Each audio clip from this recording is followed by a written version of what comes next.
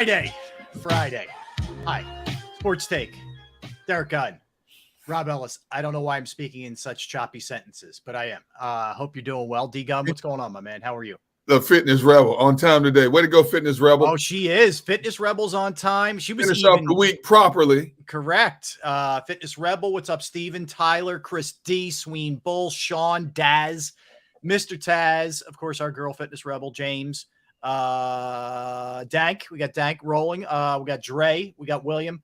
What's up, everybody? Hope you guys are doing well. You want to shout out where you're at today on Friday? Let's make it a Friday occurrence.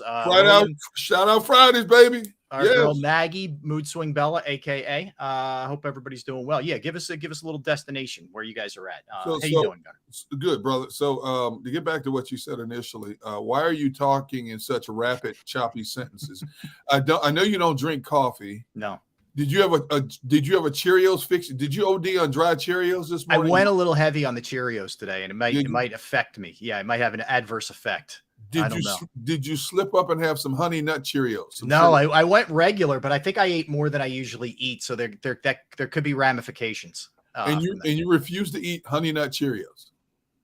No, yeah, I go straight old school yellow box regular, the original. I'm an OG. Why I'm an OG, Gunner. I stay true to what to the OGs. Look, I'm trying to bring you out of the dark into the light. How do you not indulge in honey nut Cheerios? That sounds like a song. Out of the dark and into the night. What song is that? All right, someone needs to tell us. Out of the dark and into the night. Into the light. Into the light. Out of the dark and into the light. That's a song. All right, Chip Snapper, Springfield. Okay. Sween Bowl, Hatfield. William is in Michigan, Northwest Michigan. Hungary, Gloucester County, Oahu for Sean. Sean, wishing you guys all the best in Hawaii, man. What? Look at Chuck Hutton, Myrtle Beach. I love Myrtle Beach. Myrtle Beach, Chuck. I'll be in your state next week. My wife and I always talk about going back there. We were down there when my brother was down there performing years ago, and we loved Myrtle Beach. So we're planning another trip. South Carolina is underrated, in my opinion, in general as a state. Are you just saying that because you're heading there in a few days with your daughter? No, I didn't, because I'd never really spent any time. I had been, I'll tell you, I went, it was probably close to 10 years ago. So when I was doing afternoons at WIP, and Anthony Gargano and I were doing afternoons, and we did a 3-day remote in Myrtle Beach, right? In March for some company. But here's the problem. By the way, Chris D is in Lisbon, Portugal. How's learning the Portuguese coming? Yeah. Sean's in Potter County, Father Sean, formerly of Upper Darby, Highland Park section. William Starks at Fishing's excellent. Now, where's William? Is William in Michigan? I think he's in Michigan. Oh, yeah. Long Lake, Northwest Michigan. Yeah. Hey, William, what are you catching? You catching walleye? You catching crappie, perch? What are you catching up there? And so we had somebody on. Taz is in Maine. That's good fishing there. In Maine. Woo. Yeah. Look, their water's a little too cold up there for me. Yeah. This time, you might be able to pull it off this time of year, maybe. Right? Nah, their water's still cold up there, brother. You close to Nova Scotia, Canada up there, man. No, I got you. So real quick. So I went to Myrtle Beach in March, right? Yep. Derek, I was there for 3 days. Yep. 3 days it poured like the rain we got on Monday. Oh. And it was freezing. Really? Cold. Like we couldn't enjoy anything. All we did was work and went to eat at restaurants because you couldn't go outside. And I was like, this is Myrtle Beach, huh? Great. So that's the only time you've ever been to Myrtle Beach. Until I did a college tour last year with my daughter. So it was that was the only other time. Yeah. Exton, Fitness Rebels in Exton. Yes. Well, we went in June, and it was hot, but it was tolerable. It wasn't like that sweltering southern heat. Yeah. And then we went in the water, and the water was really warm. For ocean water, it was really warm. It was perfect. And we were down there 3-4 days, I think, maybe. Uh-huh. And we drove down. It took us. Now, here's the thing. So I took the advice of our former photographer, Jerry Hines, right?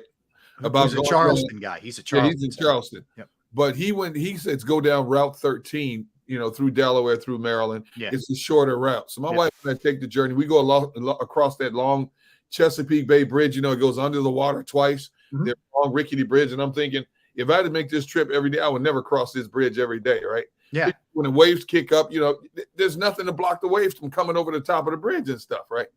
So we end up in I mean, what's the town in Virginia? Everybody, Richmond? Not Rich, the beach town. We went through Richmond also. Oh, Virginia Beach. No. Virginia Beach. We went there, stopped, had a nice lunch at a restaurant, a seafood restaurant, kept going. But while we were there, I just happened to go over to one of the, I don't know if the guy was a local, but he knew the area. Right. And you know, I told him where we were heading. I said, a friend of mine told me to keep down 13. He goes, dude, you need to jump back over to 95 and take 95 down and then go. Yeah, get as far away from 13 as you could possibly get, right? So coming home, the drive took us, we came straight 95 out of Myrtle Beach. Once, you know, you go through some little old backwood towns, but you hit 95 straight shot. Yep. It took us like 9 hours to get home. Going down there, it took us almost 14 hours down there. And I'm like, Jerry Hines did it to me again. Mm-hmm. You know, so. I hear you. Yeah, it can. That's for me, the biggest trouble spot is like the Virginia area. You get past there, you're usually okay. So I'm leaving real early Tuesday morning, and then I'm leaving real early Friday, the following, Friday morning. Okay. So I hopefully, knock on wood. See, we zip through Richmond, but I like Richmond, what I saw, because there's so much history in Richmond, from the colonial days, the Civil War days, so I get to see some of the old buildings and statues while we're in Richmond and stuff like that. But once I hit 95, it was like zoom. But we took the scenic route, no doubt, no question about that. Yeah, that's good. And congrats to Father Sean's his nephew. Basic training, nice. Appreciate his service for sure. Yeah, look, no doubt, it should be interesting. That's for sure. Speaking of, I'm sorry. According to Tone, remember when I said bring you out of the dark into the light? Mm-hmm. Tone said out of the dark into the light. Kevin Kern. I don't know who Kevin Kern is. I don't know who Kevin Kern is either. But see, Tone is like a Renaissance man. He's he's a young man, but he's a man of many talents. I agree with that. Let me see if I can find too. I have a musical brain that usually, and I see what Tone's talking about. There's a song called "Out of the Darkness into the Light" by Kevin Kern. But I know there's something else too that sort of struck me. Tone says, I have no idea who Kevin Kern is, so he must have just Googled it. Yes, isn't that what we all do? I mean, we all do that. It's so true. Yeah. Anyway, all right. So the Eagles have a walkthrough today, and then it gets real on tomorrow. Well, real, quote unquote real. It's a preseason game, but they'll play tomorrow at the Ravens. Any expectation that we see anybody, D-Gun, that is going to be a starter play in this game? Offensively, I doubt it. Defensively, you know what? Offensively, like I said, maybe a couple of the running backs.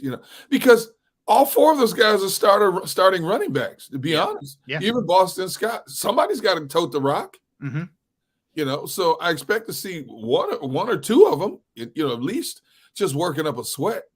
Like I said, defensively, I can see Blankenship out there. I can see Jalen out there, Jalen Carter out there. If Nakobe Dean was healthy, I could see Nakobe Dean out there for a few reps. But Nakobe Dean with that high ankle sprain, I don't expect to see him at all. Outside of that, man, I mean, that's a big question mark. I'm not sure. What about Miles Jack? I mean, he's been working with the ones in the middle. Does he need reps? Does he need preseason reps? I think we're going to see him and Cunningham. I do. Yeah. I mean, they need some reps. They need to get into the Eagles' way of doing things, the terminology, getting comfortable with guys playing around. Outside of that, though, no. I expect to see the other guys in their game jerseys, like the Fletcher Cox, Brandon Grahams, Jason Kelsey's, Lane Johnson, wearing the game jerseys, standing on the sidelines, waving to people, and talking things over. That's as far as that's the extent of the starters or potential starters that I expect to see out there. What about you? Real quick, did you see the way, and again, reading into the depth chart it can be always weird or whatever, but to answer your question, I think, I don't know about Jalen Carter or Jordan Davis. I'd like to see them. I think we'll see Nolan Smith. I think we'll see Miles Jack. I think we'll see I Zach think Cunningham. I think we'll see Blankenship. I think we'll see who else will we see? I don't think we're going to see Nakobe. oh no, I'd be shocked if he's playing. No. I think we might see Nicholas Morrow. That's a good point. Yes, he's got to win that job. He's, that job is not solidified. He does not have that starting job. No, he doesn't. There's too many. He's playing for a roster spot, in my opinion. I agree. Oh, well, considering none of his money is guaranteed, which is unusual because usually when the Eagles sign a guy on a one-year deal, they do give them some upfront money. The fact that they gave this guy nothing. Now, here's the thing, though. The guy's coming off a 108 tackle season. You mean to tell me he couldn't have parlayed that into some front money somewhere from somebody? Mm-hmm. And he just basically took what the Eagles offered? No guarantee, no money up front, nothing? Maybe that tells you, what the market was for him. And that goes back to what I've told you before. Be careful of reading into the press clips. Robert Quinn, part 2. Exactly. Be careful. It said he had 108 tackles, but like I threw at you guys earlier this year, how many tackles were behind the line of scrimmage? Because the defense was so bad. Right. And they were bad. Yeah. They weren't impact tackles. So, Robert Quinn had 18 and a half sacks, but that was a product of Khalil Mack being on the other side. He comes here, he is in a witness protection program. To this day, we're still waiting for a definitive play from Robert Quinn. Mm-hmm. So that was a 4th rounder. Yes. Jeez.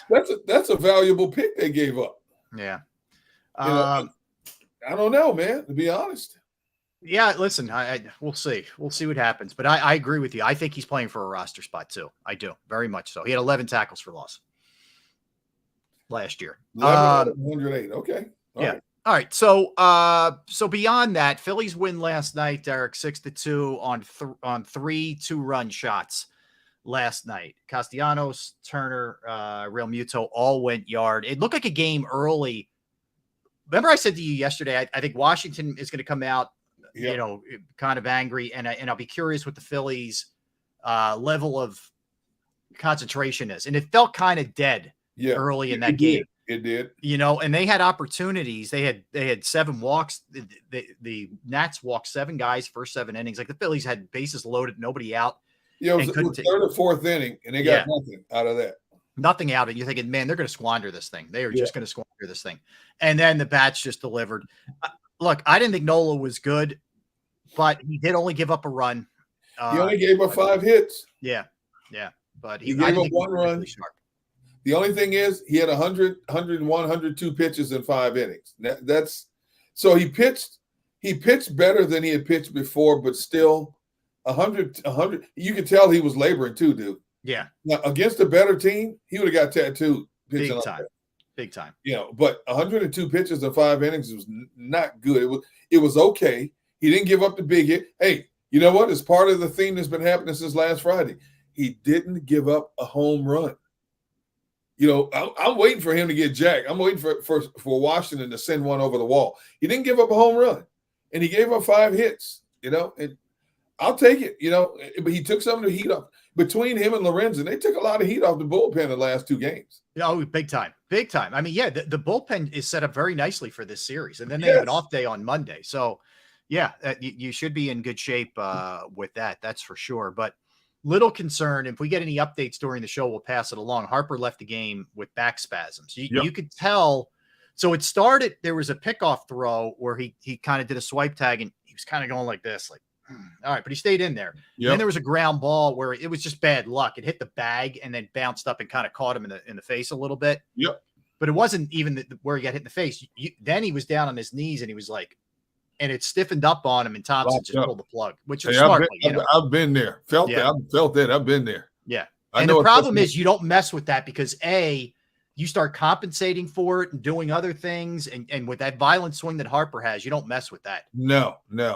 So, you shut him down real quick. I've had spasm to the point where it feels like a boa constrictor around your chest, man. And it's like you can feel it when you breathe, and then all of a sudden, the same day or the next day, you just stretch a certain, and it's gone. It's back to normal, or it may take a couple of days. Yeah. But when you're a professional athlete and you got that power swing like he does, and you've got to make all these different, You don't mess with that. Mm-mm. No, anybody who's ever had any kind of back issues, and I have as well. It screws with everything. Everything. Your legs can hurt. It hurts if you sneeze. It hurts if you cough. It hurts if you turn the wrong way. If you're trying to stand up, I mean, it can mess with every little thing on you. It's hard to sleep. I mean, it is not fun, man, when you're dealing with a bad back. You see, Mr. Taz, it's okay, old man gun. I said, okay, make fun now, Taz. You laugh now. You wait. Yeah. You'll be saying in a few more years, you know what you'll be saying? Oh, man, D-Gun and Rob were right. Yeah. That check's coming. That bill's coming due sometime. Yeah. A couple of times I've had my back locked up. I've done something as simple as just bend over to pick up a dog or something and straighten them like, something you do every day. Yes. I told the story. So I would knock on wood. I haven't had this issue in a little bit, but I used to get pinched nerves in my back. Lower. Yep. Yeah, and it runs into your hamstring, like through your butt into your hamstrings and all that. Yep. So I was really having a time. I was driving home from somewhere, and my back was killing me. I pull into the driveway. I swear to God, Derek, like my left leg, I was at no problem, swung it out like I was going to stand up and get out of the car, and my right leg went totally numb, and I couldn't move it. Jeez. And I've never had it that bad. I fell coming out of the car, and I was like, I fell on. I was in my driveway, so I fell onto my neighbor's lawn. What? And he was out there, and it must have looked like I was like drunk or something. You know what I mean? Honest to God. And he was like, "Oh my God, you are." I'm like, "My back, man, whatever." And he didn't help me up. I don't know how I was going to get up. Like it was pretty bad. So you know what's funny? When you're young, like a teenager in your 20s, you just go to grab heavy things like nothing, and your father tells you, use your legs when you lift. Right. Dad, I got this. You're strong as a Brahma bull, right? Because I'm telling you, use your legs. And I did the same thing with my son and my two son-in-laws. Tell them, hey, use your legs when you lift.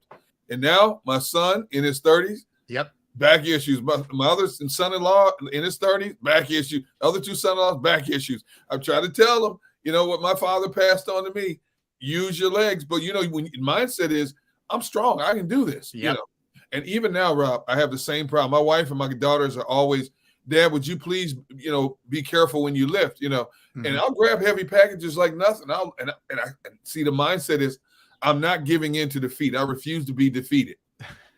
I'm telling you, that's my perspective. Yeah. Hey, I got this. I don't need help. And it takes a little longer than it did maybe 10 years ago, but I still do it. And the knees, man. I'm with you. I'm with you. But I don't do it religious. I don't bend the knees like I should. I know. You got to heed your dad's advice, man. All right. Eagles question of the day for you, Derek Gunn. Yes. Which of their second-year players will have the biggest impact this season? All right. So the guys that you can, for example, Jordan Davis, Nakobe Dean, Cam Jurgens, Reed Blankenship, just to name a few. If you want to plug somebody else in, have at it. Of that group, who has the biggest impact this year? Who has the biggest impact of that group? Yes. I because it's a big question mark. We don't know. I'm leaning towards Nakobe Dean.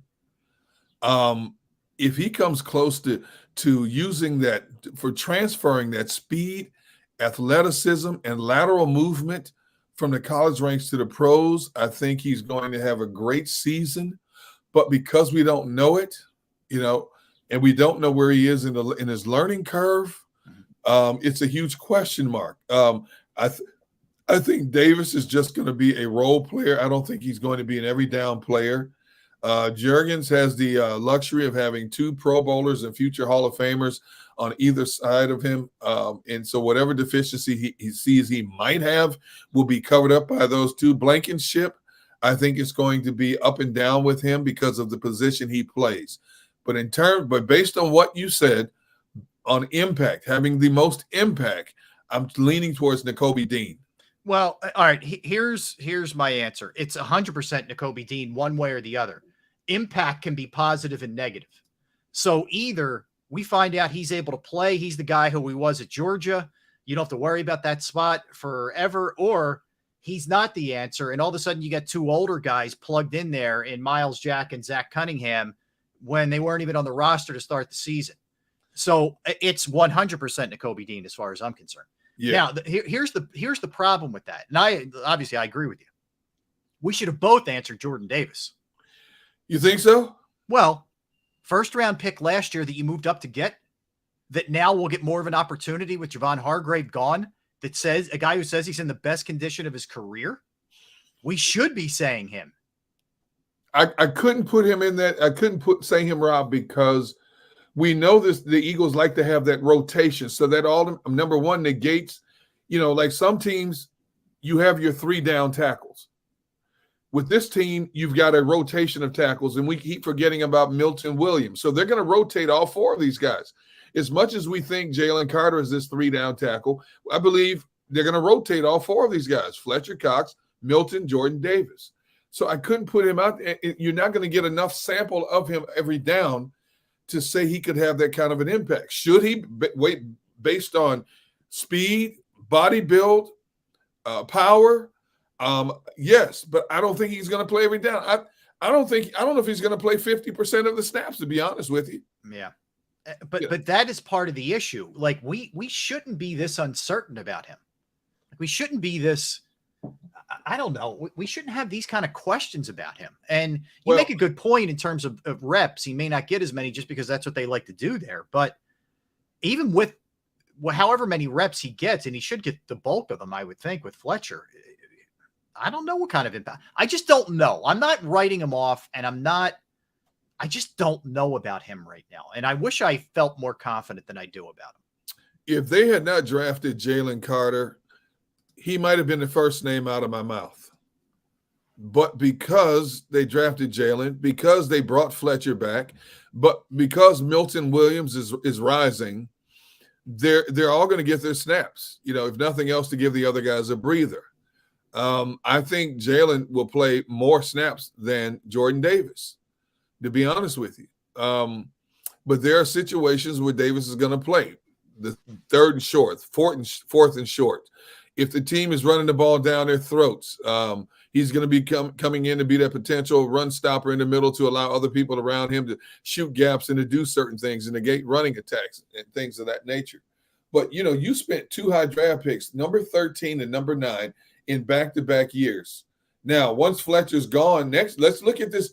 I think we really have to look at this equation deeper next year, because we assume Fletcher's going to be gone after this year, okay? Yep. Which means you've got 2 first-round picks playing side by side now as your D tackles of the present and the future in 2024 and beyond. Mm-hmm. But because they brought back the mainstay in Fletcher to stabilize that, to mentor these young guys, there's a big cloud in terms of how much Jordan Davis is going to play, and especially what is he being asked to do in Sean Desai's defense compared to what he was asked to do in Jonathan Gannon's defense.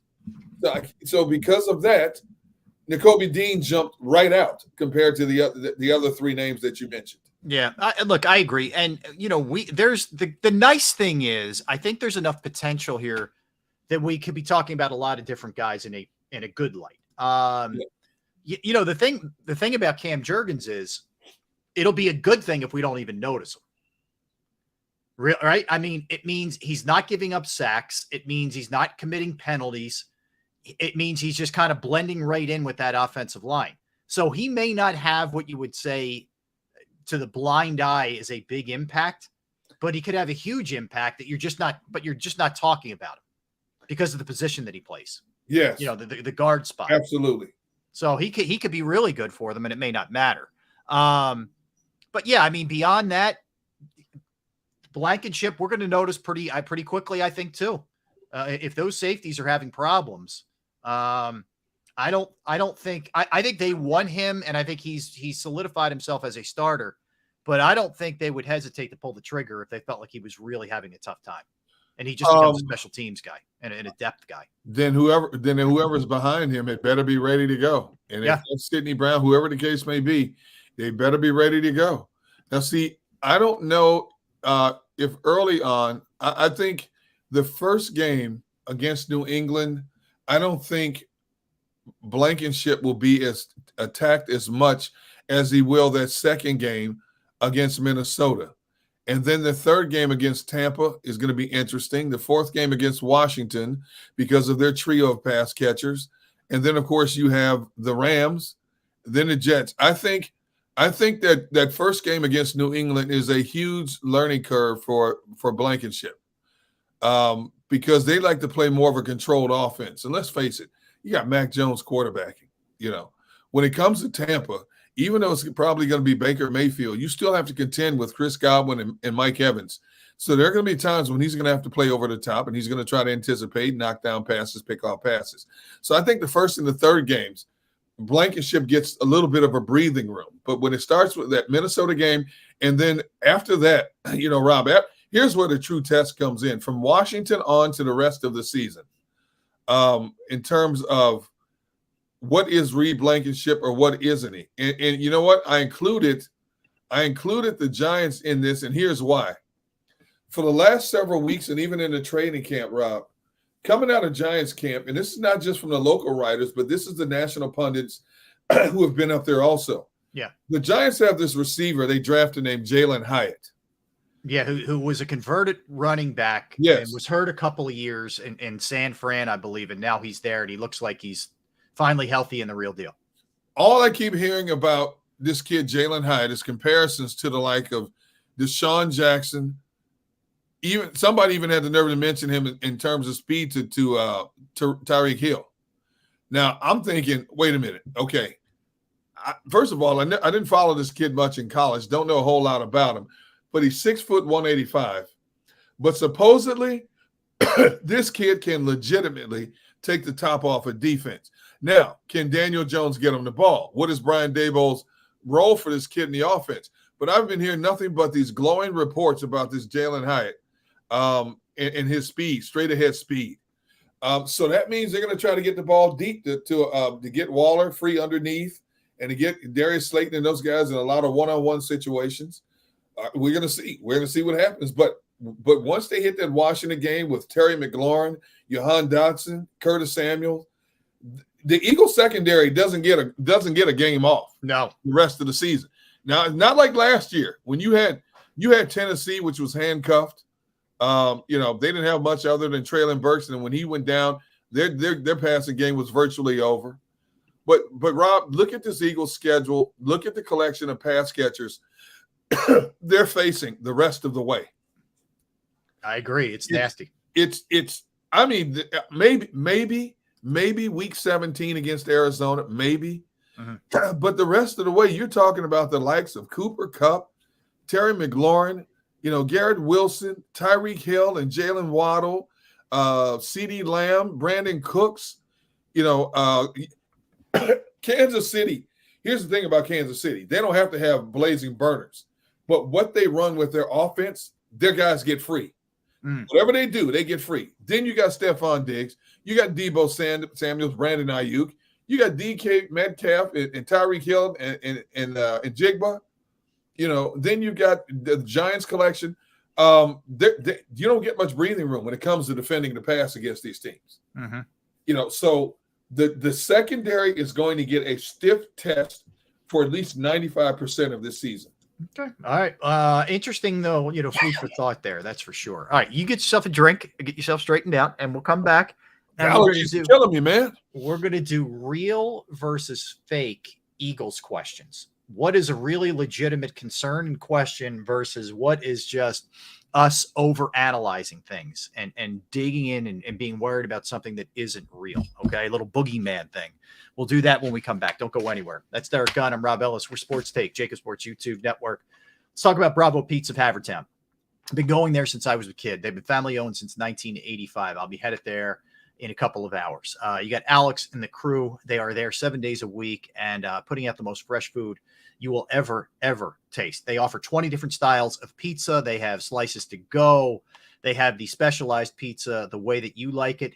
They'll make it. But if you're not up for pizza, Bravo Pizza has all kinds of great things. Fresh pasta, sandwiches, wraps, wings, and salads. They're also committed to the community. And they have fundraisers for charities, schools, for little leagues, where the proceeds go to those organizations. You can follow them at the Bravo Pizza of Havertown on Instagram and Facebook for daily specials and promotions. Go to 1305 Westchester Pike in the Manoa Shopping Center in Havertown. 1305 Westchester Pike, Manoa Shopping Center in Havertown. Give them a call right now, 610-446-3810, 610-446-3810.